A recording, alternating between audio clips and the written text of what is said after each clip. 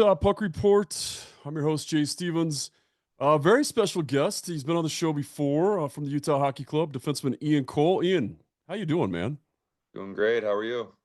Things are good. Things are good.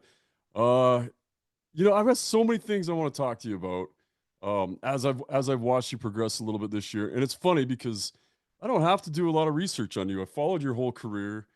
You and I have, ran into each other several times through Notre Dame and through your roommates and mutual friends and stuff. And I can't remember. Did I have you using the Trelage or was it the H2O Overdrive or was it both? Both. Both. We Very we've been cool. entwined for years, Jay. Yeah, yeah. And now here you are in Utah. How weird is that? I know. Um, I missed you so much. I wanted to come hang out.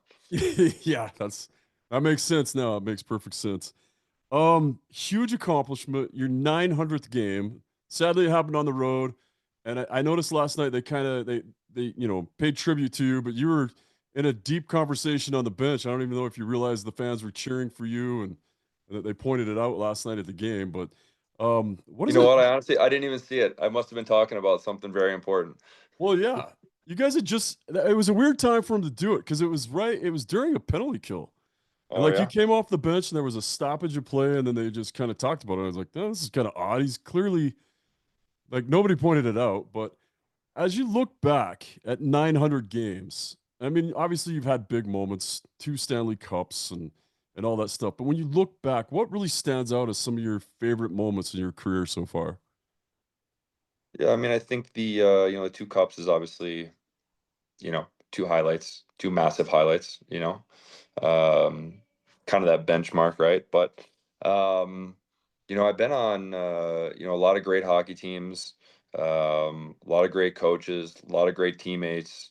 Um See, I mean, I don't know if anything else necessarily stacks up to, winning two Stanley Cups, but all the different playoff runs, all the time spent with the guys, making the playoffs a whole bunch of years. It's been a really great run thus far, and hopefully still quite a few years left in the tank. So When you go back to your rookie season, St. Louis, right? Your rookie season at St. Louis, do you the people that you went through camp, the younger guys that you went through camp with, do you stay lifetime friends with those guys because you're going through such an amazing experience together? Or do you just pick up more friends as you go along? Or you know what I mean? It's like it just seems like if you're a rookie and you're going through a rookie thing together with other rookies, that you kind of have a bond. Is that the case or no? yeah, I mean, I think there's lots of bonding that happens in different call it stages or instances, right? Yeah, sure. Like, I mean, Jaden Schwartz and I were roommates when we were both on our entry levels. He came in a couple years after me, but we were roommates in St. Louis. Good buddy of mine. Alex Petrangelo started the year before me in St. Louis, so he and I were two of the younger guys. You also have to remember too that there weren't quite as many young guys on rosters 15 years ago as there are now. It was you had to really prove your worth or prove your game for a couple years before they didn't just give spots to young guys, right? So it was spent quite a bit of time in the AHL, bouncing back and forth my first year, kind of in and out, and kind of a weird position. But yeah, man, like those guys that you grow up with that come through, either guys from the U.S. program or guys from college or guys from early on in your pro career or guys that you join the team later on in your career. It's you create a ton of great bonds, a ton of great friends, and that's the kind of relationships that you look forward to when you're part of a team. Are those the guys that you invite to your Stanley Cup party when you go to a different team? Like, and someday we'll have to sit there and talk about your time with the cup. But like, what friends did you invite from your playing career to come hang out with you in the cup? Yeah, I didn't really invite many other NHL guys from past teams. Um, I invited a bunch of guys from the Pens when I was there. A bunch of all my high school friends, the guys I grew up playing with, college people from college, and then but no, not really like former teammates. At that point, it had just been St. Louis when I won in Pittsburgh. Obviously, been on a lot more teams since then, but but I don't know, it's kind of weird, right? It's like, oh, I moved on and then now I won the cup. Hey, come celebrate it with me, which I guess is, yeah, it's a totally fine thought, but I Well, and guess I there's was some of just the gonna, superstition that plays in that too, right? Because they're not, if they yeah. haven't won it yet, they're not going to come touch it and drink out of it. So, Exactly, exactly. So, and I had it back in Ann Arbor, and none of those guys really lived close to me at that point. So, I don't think it was necessarily worth guys traveling in for. So, but we had a great time with it. Like I said, made a lot of great friends over the years, and very thankful to, have so many great teammates. yeah. And you've had such an amazing career. And you mentioned that you've been on a couple other teams since then. But I think it's funny now looking back, and you tell me if there's a tie here, that Bill Armstrong was, I think he was the director of scouting for the St. Louis Blues when they drafted you. Mhm. And now he's your GM. Is that one of the reasons you came to Utah? Did you have a good relationship with him before? Um, like I would say, yeah, I'd say I had a very good relationship. I guess I didn't know him super well when I was in St. Louis, though I'm sure he had, a hand in them selecting me in the draft. And then, certainly as, Larry Plow was actually the GM in St. Louis when they drafted me.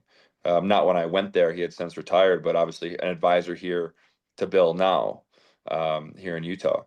But yeah, when the opportunity arose to come here, and there was a lot of trust there with Bill and his staff in the front office, um, in terms of kind of knowing what I was going to get into, kind of their vision for the team, and had a ton of trust and them being able to pull off kind of what their vision is over the next couple of years.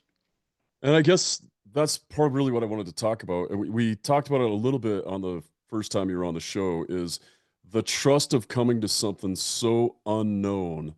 The only thing that was known is how chaotic the Coyotes had been in the last couple of years. And then to come here, put your trust in it, and then obviously you've extended since, so something must be clicking. But what have you found that you've really liked here with Utah and the organization?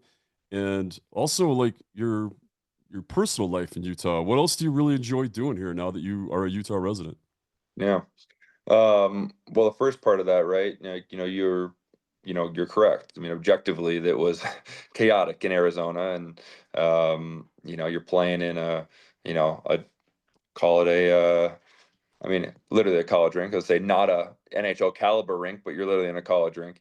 And just all the rumors and the whispers of, coming from Glendale to Tempe to, oh, we're gonna build a rink, we're not gonna build a rink, now we're gonna sell the team. Where's the team going? Going to Utah. So I think for the ownership to step in and provide the stability that they've provided in terms of not only financial support, but just support for people moving, support for the team and the community, and kind of melding those two things. And enough can't be said for how great they've done, in that regard. Obviously the front office and our management had a large role in that as well, providing that stability and helping us as players get acclimated in what was a very hectic summer, to get here in Utah and get everything kind of squared away for not only us as players but for the team and for the facilities, and we're still sorting through a bunch of that, right? Retrofitting Delta for a hockey rink. What the management and what the ownership was able to pull off in a very short amount of time was nothing short of incredible. It took a lot of financial backing. It took a lot of effort. It took a lot of time. It took a lot of planning, but they absolutely knocked it out of the park. So can't say enough great things about those people on that front. In terms of me, yeah, I mean everything's been great. I've loved it here. Family's loved it here. I found a great house and that we're in, and it's we just love being here. I mean the sunshine all the time is fantastic. For the most part, pretty mild winters. Though that little snowstorm on April 1st yesterday was came out of the blue a bit. But yeah, listen, it's a great place to live. The people here are fantastic. The fans have been fantastic, welcoming me and my family, and it couldn't be a better situation. So thrilled to be here for another year, and then hopefully we'll see what happens after that. Yeah, and we talk about how healthy you've always been and how, as you get a little bit older, you got to take care of yourself and approach the game a little bit different as, you can't be young and reckless, right? You got to, but man, you're still reckless out there. The amount of shots you block seems to be counterintuitive to a guy that's trying to take care of your body. And I get it, but are there days where you're just one big bruise? Yeah, you know what? Bruises fade, bruises go away, so that part's good. It's we've talked about this a lot inside of our locker room that there's one way to play if you want to be successful. You know, blocking shots is never the primary focus. But when something breaks down, when pucks are coming to the net, if you're there and you can block it, like step in there and block it, right? Um, you're never trying to block, get a number of block shots, but if you have to block it, you have to block it. So um, that's kind of the way I think about it, and it's something that it's not something you try to do. It's just part of your game. It's part of the way you play. It's part of how you want to play to be successful. It's part of how we as a team want to play to be successful. If we can stop pucks from getting to our net, and not let them get there, then they're not going to go in. And we want to pride ourselves on being a very good defensive team. And an aspect of that is blocking shots. Sure, it's skating, it's killing plays in the neutral zone, it's taking away time and space, it's taking away, high danger chances. It's all of those things. But it's also, when the opportunity arises, block the shot, knock the puck down, go the other way. And it's always been part of my game. It's something that I enjoy doing to help the team. But it's not the most fun thing in the world, but it's a necessary thing. So. As part of that leadership by example that Bill was talking about when he extended you, that you're such a great veteran leader to have, and just the things you just said right there. I mean, that's got to be such an impactful statement from a guy that's been through the playoffs and won two cups and said, "Hey, this is what it takes." And to see the young guys coming up following you, and we have some good defensemen coming up that hopefully you get a chance to nurture. But to credit your game, I was looking up some of your stats. I don't have last night's game in it, but you're a plus 151 over your NHL career. That's unheard of. I didn't have a chance to look where that ranks all time in the NHL, but I've that's got to be amazing. And is that just attributed to that whole mindset of I'm all in? Bruises and pain are temporary, glory and a plus 151's forever. That's the thing with plus minus, right? It fluctuates, goes up and down. So it's I think if anything, to be honest, Jay, it's more of a consistency thing, right? As a young guy in this league, you try to figure out a way to be as consistent as you possibly can, and try to make every game, like, call it every game's a B game, right? And sure, there are going to be fluctuations a little bit. Hopefully the fluctuations only go up from there. Like, that B game is your floor, and it's just a really solid, really good game. And then you have great games, and you have even better games, right? And you produce some points or whatever, but it's not the, A game, C game, A game, D game, B game, D game, right? It's those fluctuations that put you and put your team in a tough spot. Um, but if you can be consistent and always have just a heck of a lot of really, really good games, you end up, in good spots with, hopefully with good plus minus. So, I think it's more of a consistency thing than anything, and I take a lot of pride in that consistency and having just a lot of really good hockey games. Yeah, a lot of, and that really shows in your game. When we look back at the beginning of this season, and you were without the support of Dersey and Marino, who were really supposed to be there to help solidify it. So your playing minutes are up, but not just your playing minutes, but your high risk minutes were up. Mhm. Um, did you did you start liking that more? Like, hey, I like playing 25 minutes, or I want to stay at about 20 minutes. Yeah, 25 is a lot. Sergey does that pretty consistently, and it's 25 is a lot. I think in a perfect world, to be honest with you, I mean, we got six defensemen, there's 60-minute games. Perfect world, everyone's playing 20 minutes. If you can roll guys over, put them in advantageous situations, get the matchups you want, and you can do that while everyone's playing 20 minutes, awesome. Now, how realistic is that? Obviously, power play guys are going to be out there for large chunks. PK guys are going to play more. Guys that don't play special teams are going to play a little bit less.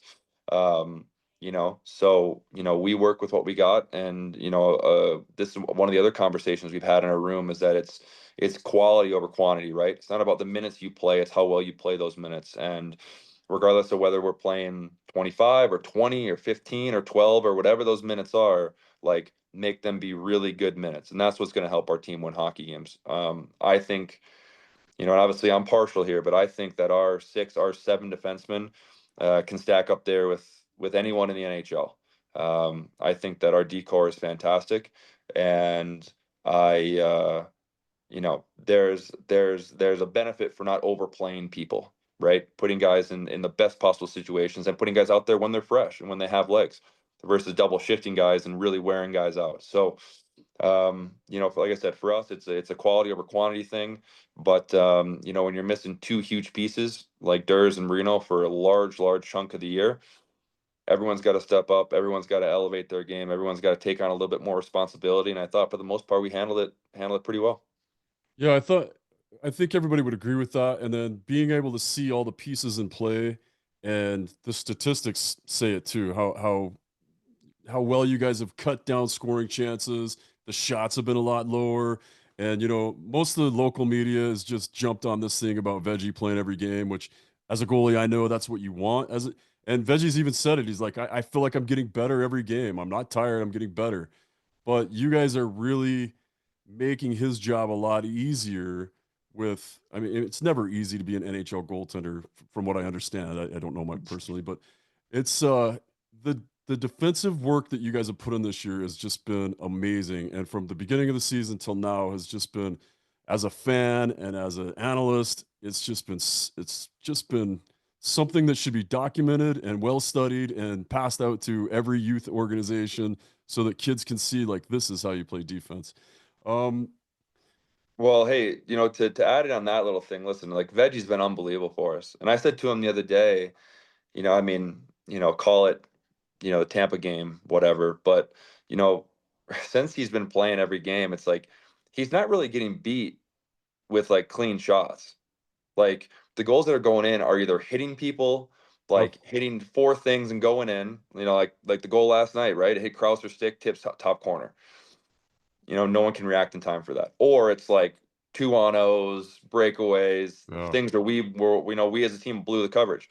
Or he, like one of the goals in Chicago where he like makes a 2-on-1 save, makes another save, and then the third save is the rebound that goes in. And you're like, Veggie's been playing unbelievable for us, right? He's given us a chance to win every single game. And we're very, very lucky to have him. And anytime you can get some great goaltending like that, you feel very fortunate. Yeah, for sure. He really does help. Uh, what would you say to the fans right now? Like, we know we're in the playoff push. What do you say to the fans about where you are and what you're doing to make the playoffs? Yeah, I mean, listen, we talked about it in the room, especially the past couple games here, especially after Tampa, right? Is that all right? We know we're kind of behind the 8 ball here, but like we need to win every single game for the rest of the year. Now, you don't do that by winning all of them at the same time. You got to win one, and then you win the next one, you win the next one, you win the next one, right? But like we need to win every single game for the rest of the year. And that's the mentality we have to have, that we are a desperate team that will do whatever it takes to win every single game. And we'll see where we land at the end of that. Do we do ourselves a disservice losing games during the season that we shouldn't have lost? Absolutely. But hopefully down the road this can be a lesson for us, if we are objective enough and can take a step back and learn that lesson. So, but in terms of where we are right now for the foreseeable, what we got, 7 games or 8 games, 7 games left, like we need to win every single one of these, and it starts with tomorrow. So we win tomorrow, and then we reset and move on to the next one. We win the next one.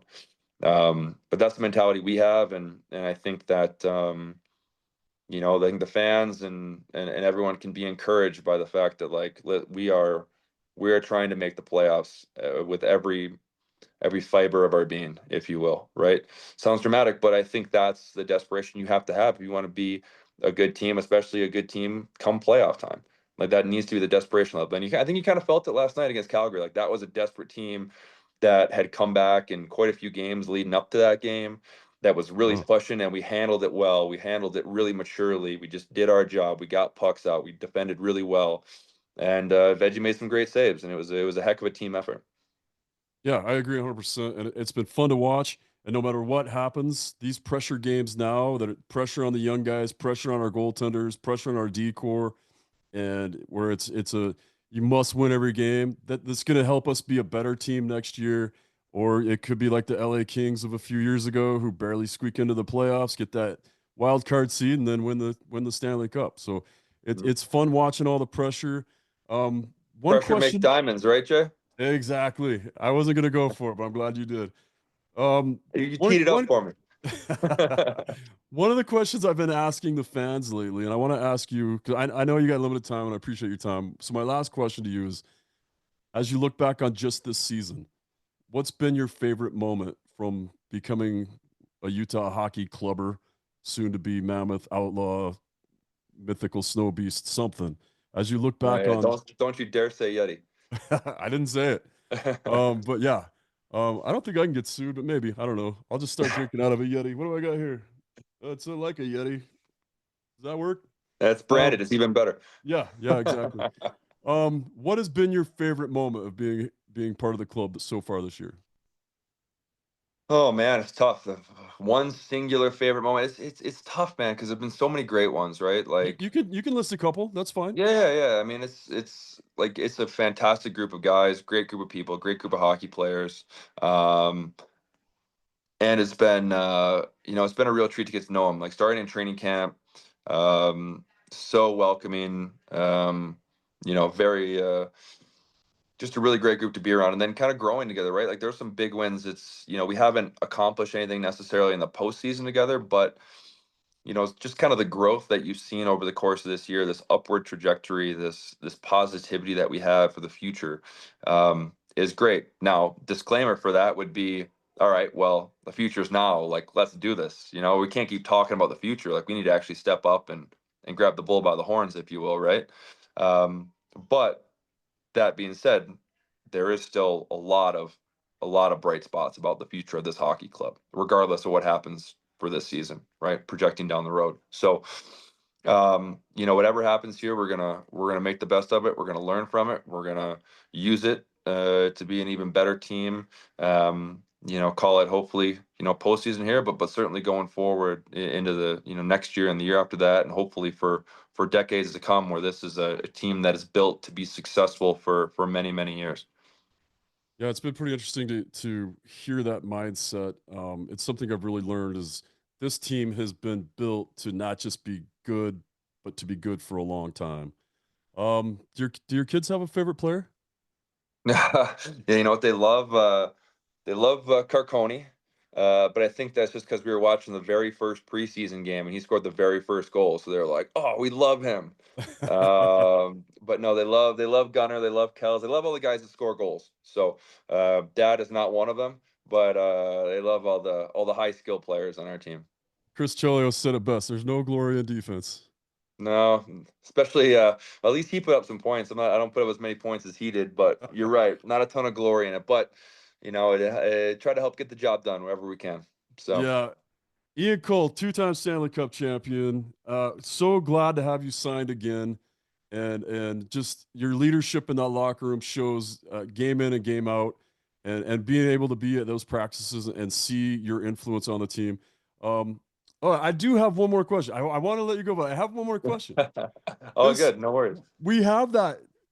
We have the most unique practice facility, and I know that there's a glorious one down the street being built, and it's hmm going to be amazing, and I can't wait to be there every day.